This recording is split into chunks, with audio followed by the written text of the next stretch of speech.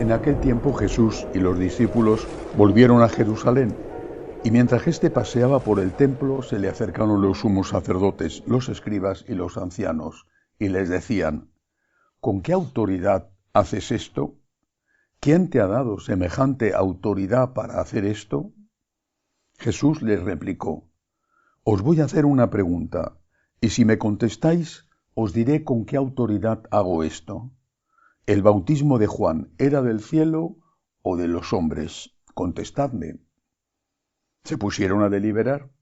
Si decimos que es del cielo, dirá: ¿y por qué no le habéis creído?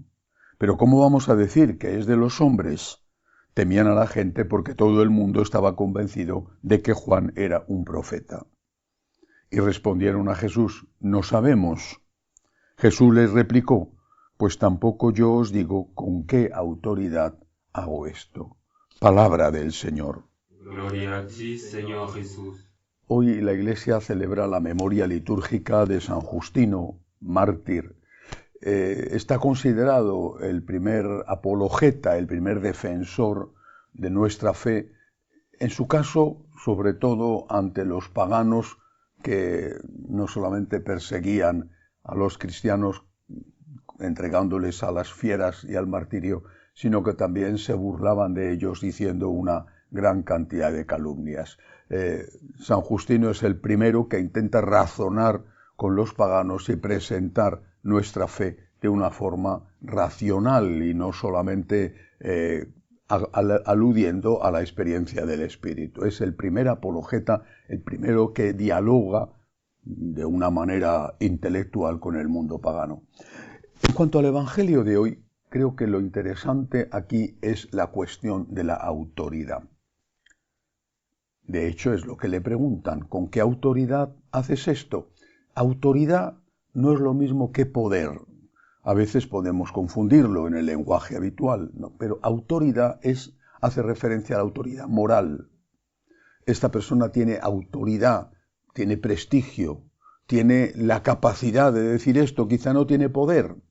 A veces el que tiene poder no tiene autoridad y necesita la fuerza para imponerse. Y el que tiene autoridad moral, no tiene poder y solamente es su prestigio, la importancia de su figura, de su persona, lo que hace que sus enseñanzas sean seguidas. No porque tenga que obligar a nadie a seguirlas, sino porque él mismo se convierte en su mejor argumento. ¿Cuál era la autoridad de Jesús? Él lo sabía. Su autoridad es la autoridad de Dios. Él es Dios. Es el Dios hecho hombre. Esa es la autoridad de Jesús.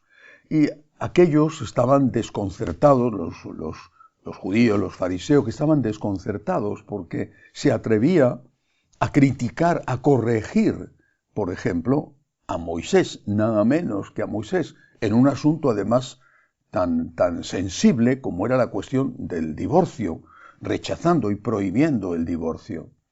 O en otros asuntos también muy importantes, la venganza. La venganza estaba estipulada en la religión judía, ojo por ojo, diente por diente. Y Jesús, en cambio, hace saltar por los aires esta ley del talión y dice que hay que incluso amar al enemigo y no solo perdonarle. Y así otras cosas, que el trato con la mujer. Es decir, nuestro Señor va a hacer grandes cambios en profundidad en esa religión que habían recibido desde la época de Abraham. Estos cambios los hace porque puede hacerlos, dado que Él es Dios, Él es el supremo legislador. Y lo que había establecido, por ejemplo, Moisés, es algo que también venía de Dios, pero que había quedado manipulado y de alguna manera empañado con el paso del tiempo. Por eso Jesús les dice en uno de los momentos que Moisés permitió el repudio por la dureza de vuestro corazón. Les dice Jesús, pero en principio no era así, y hace referencia al libro del Génesis. La autoridad de Jesús es que Él es Dios. Él tiene autoridad. No tenía poder, no tenía las legiones romanas a su servicio o los soldados del templo a su servicio. Tenía la autoridad de que Él es Dios. Y el hecho mismo de que Él se atreva a corregir nada menos que a Moisés, que era el más grande legislador del pueblo judío, eso significa que Él es consciente de que está por encima de Moisés. También lo dice, desde aquí hay uno que es más que Salomón, llega a decir en un momento, siendo Salomón el modelo supremo de sabiduría para los judíos. Aquí hay uno que es más que Salomón, aquí hay uno que es más que Moisés. Y cuando en la transfiguración quiere dar un testimonio ante aquellos tres discípulos selectos, Pedro, Santiago y Juan, un testimonio de su divinidad, aparece Moisés y aparece Elías adorándole. Cristo es Dios, esta es su autoridad, Cristo es Dios. Las palabras de Cristo son palabras de Dios.